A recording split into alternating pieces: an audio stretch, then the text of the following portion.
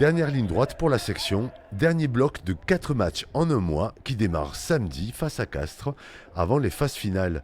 Derrière Toulouse, les Verts et Blancs restent accrochés à la deuxième place du top 14, mais seuls 5 petits points les séparent du 7e. Ça fait un peu rêver de voir une fin de top 14 comme ça. On a fait une super saison. On a envie de rendre les Béarnais fiers, de garder le hameau invaincu. C'est quand même la première chose qui nous anime. C'est quelque chose qui nous dépasse un peu d'ailleurs. C'est plus grand que nous. Et pour poursuivre ce rêve, les Palois n'ont qu'une seule option, battre Castres au hameau. Ils l'ont déjà fait cette saison dans le Tarn pour l'ouverture du championnat. On s'attend à une équipe très rugueuse, comme d'habitude, qui est forte sur les bases de ruck, de 1 contre 1. C'est une équipe qui marque beaucoup de points aussi. Donc il faudra être très vigilant et très en éveil tout au long du match, quoi.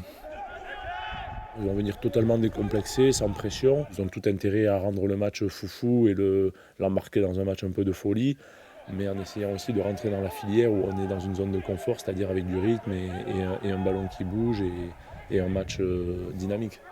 Après les garçons à 14h30, le hameau vibrera pour les féminines du Lons Rugby section paloise. Elles affronteront La Rochelle en élite 2. Un deuxième match en grand pour les joueuses. Elles avaient battu le Racing ici même en novembre dernier. On n'est pas stressé. Enfin, je trouve que le groupe n'est pas stressé, il est juste excité. On a vu la dernière fois ce que ça faisait de jouer devant 5000 personnes. On n'est pas du tout habitué, mais on a commencé à prendre nos marques. On sait qu'il faut parler plus fort. C'est des choses qu'on n'a pas l'habitude à Lens. On a pu du coup être préparé pour La Rochelle. A noter que l'entrée au stade sera gratuite à partir de 17h pour encourager les féminines.